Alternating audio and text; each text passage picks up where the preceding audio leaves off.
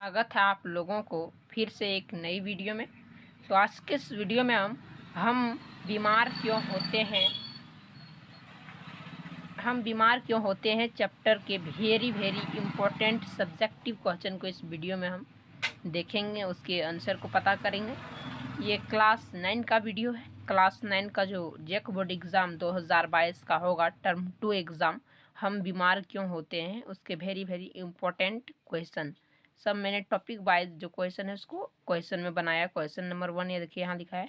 Video शुरू करने से पहले आपसे एक रिक्वेस्ट है कि चैनल पर नए हुए तो चैनल को सब्सक्राइब कर दें, और अगर आपने पिछली वीडियो नहीं देखी है जो फिजिक्स ध्वनि और कार्य तथा ऊर्जा के जो मैंने वीडियो बनाया है, अगर नहीं देखी तो ऊपर के आई बटन में या फिर एंड स्क्रीन में आप लोग को देखने को मिलेगी, वहाँ से टच कीजिएगा और देख लीजिएगा। ठीक है, तो मेरे चैनल के अंदर जाके आप देख सकते हैं। तो चलिए आज का वीडियो शुरू करते हैं। पहला क्वेश्चन है, स्वास्थ्य से आप क्या समझते हैं?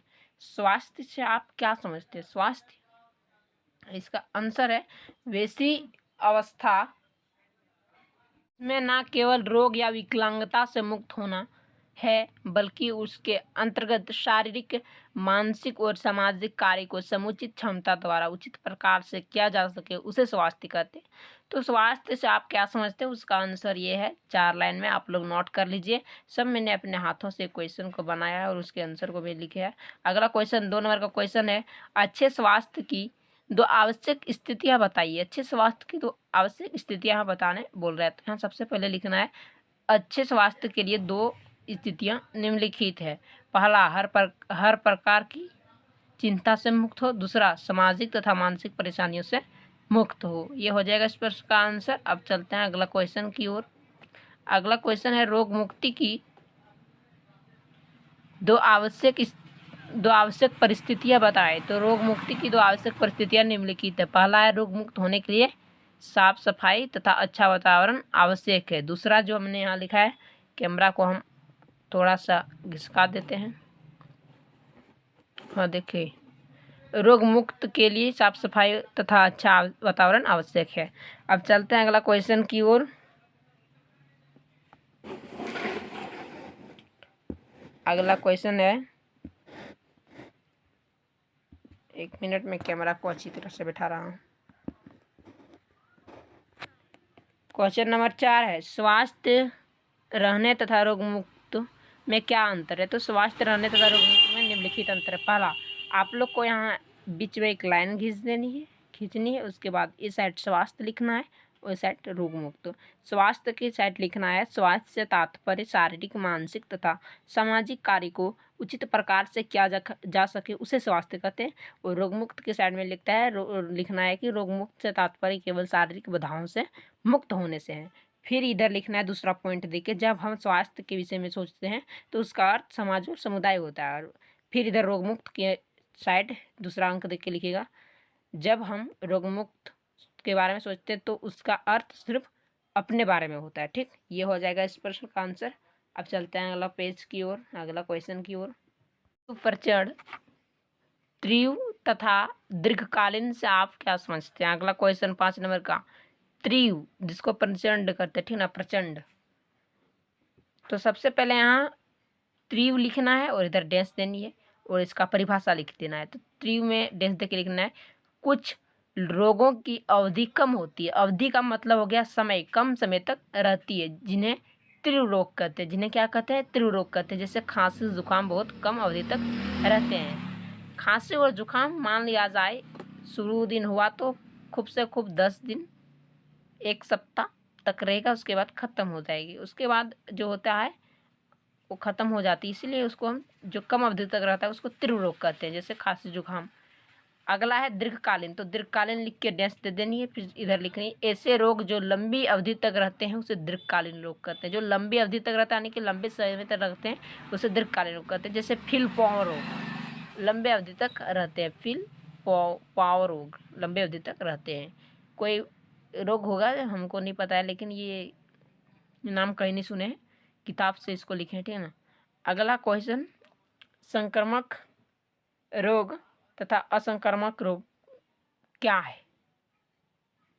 तो संक्रामक रोग और असंक्रामक रोग क्या है? यहाँ सबसे पहले संक्रामक लिख के डैश देनी है, उसके बाद असंक्रामक। तो संक्रामक रोग वैसे रोग जो पीड़ित व्यक्ति से एक स्वस्थ व्यक्ति तक फैलता है उसे संक्रामक रोग कहते हैं। जैसे सर्दी जुकाम, मान लिया जाए आपको सर्दी हुआ और आपके पड़ोसन में आपके दोस्त को अगर सर्दी हो गई तो आपको भी सर्दी हो सकता है, क्योंकि ये संक्रामक रोग है।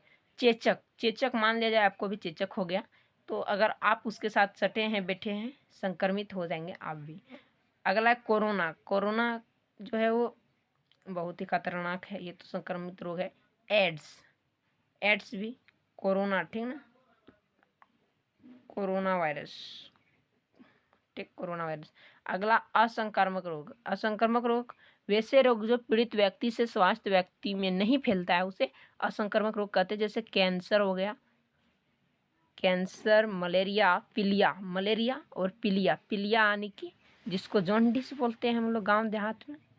तो ये सब आप लोग नोट कर लीजिए, सब क्वेश्चन फिक्स है आएगा, ठीक ना। ये में हम बीमार क्यों होते हैं चैप्टर से बता रहे हैं। कौन सा चैप्टर, हम बीमार क्यों होते हैं, यानी कि बायोलॉजी के हम बीमार क्यों होते हैं चैप्टर से बता रहे हैं। ये सब टॉपिक आप लोग लिख लीजिएगा, क्वेश्चन के रूप में मैंने लिखा है, उसके बाद टॉपिक के रूप में लिखा है। अब चलते हैं अगला क्वेश्चन की ओर। क्वेश्चन है, संक्रामक रोग फैलने की विभिन्न विधियाँ कौन कौन सी है। संक्रामक रोग होती है उसके फैलने की विविध विधियाँ कौन कौन सी। तो संक्रामक रोग फैलने की विभिन्न विधियाँ निम्नलिखित यानी कि नीचे है। पहला है वायु द्वारा। वायु द्वारा कैसे फैलती है तो चलिए देखते हैं, लिखे हैं यहाँ। जब कोई संक्रमित व्यक्ति छींकता या खांसता है तो उसके रोगाणु वायु में मिल जाता है तथा स्वास्थ्य व्यक्ति में सांस द्वारा पहुँच जाता है, ये वायु द्वारा फैलता है। दूसरा, जल द्वारा भी फैलता है संक्रामक रोग। दूषित या संक्रमित पानी पीने से रोगाणु हमारे शरीर में प्रवेश कर जाते हैं। तीसरा, कुछ जंतु जैसे मादा एनाप्लीज मच्छर भी रोगवाहक का काम करते हैं। अब चलते हैं अगला, कोई तरीका होगा फैलने का संक्रामक रोग का। चलते हैं अगला पॉइंट की ओर। क्वेश्चन है भोजन द्वारा, सॉरी अगला पॉइंट जो है वो भोजन द्वारा है, क्वेश्चन नहीं। उधर मैंने बात की ना पिछले पेज में कि संक्रामक रोग फैलने की विधियाँ, तो ये चौथा विधि क्या है, भोजन द्वारा। दूषित भोजन एवं संक्रमित भोजन खाने से हमारे शरीर में प्रवेश करता है। भोजन द्वारा भी दूषित भोजन जैसे बासी भोजन हो गया, संक्रमित भोजन हो गया, वो सब खाने से क्या होता है, भोजन द्वारा भी बीमारी फैलती है, संक्रमित होती है। व्यक्तिगत संपर्क, व्यक्तिगत संपर्क जैसे कुछ बीमारी ऐसे होते हैं जो व्यक्तिगत संपर्क के कारण फैलती है, जैसे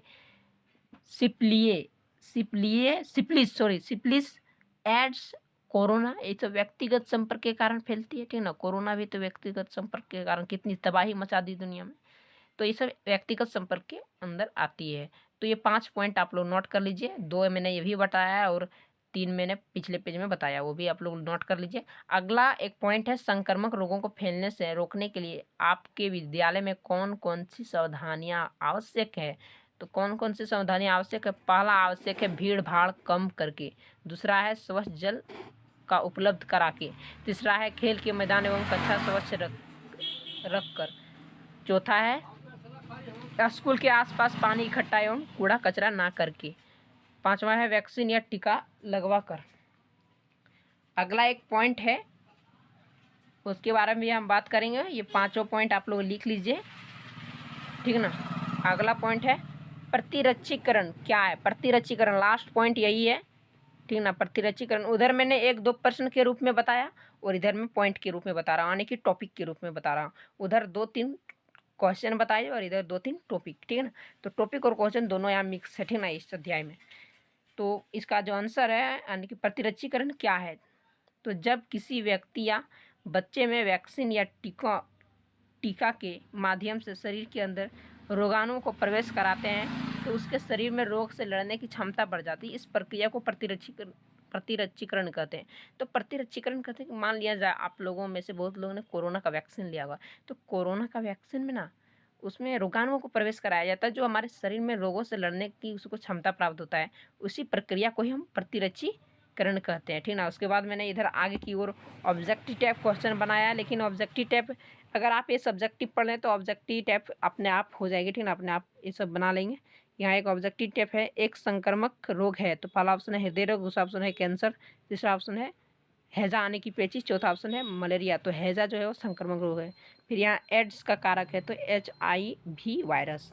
तो ये चैप्टर समाप्ति की ओर आ गया है, यानी कि अब वीडियो समाप्ति की ओर हम ले जाएंगे। उससे पहले चैनल को अगर आपने अभी तक सब्सक्राइब नहीं किया है तो मेरे यूट्यूब चैनल को सब्सक्राइब कर दें, ठीक ना। और मैंने सब यहाँ प्रश्न के रूप में बताया है और कहीं कहीं टॉपिक वाइज भी बन गया है, यानी कि सब मिक्स हो गया है। मिलेंगे आपके साथ अगली वीडियो में, तब तक के लिए जय हिंद, जय भारत, वंदे मातरम।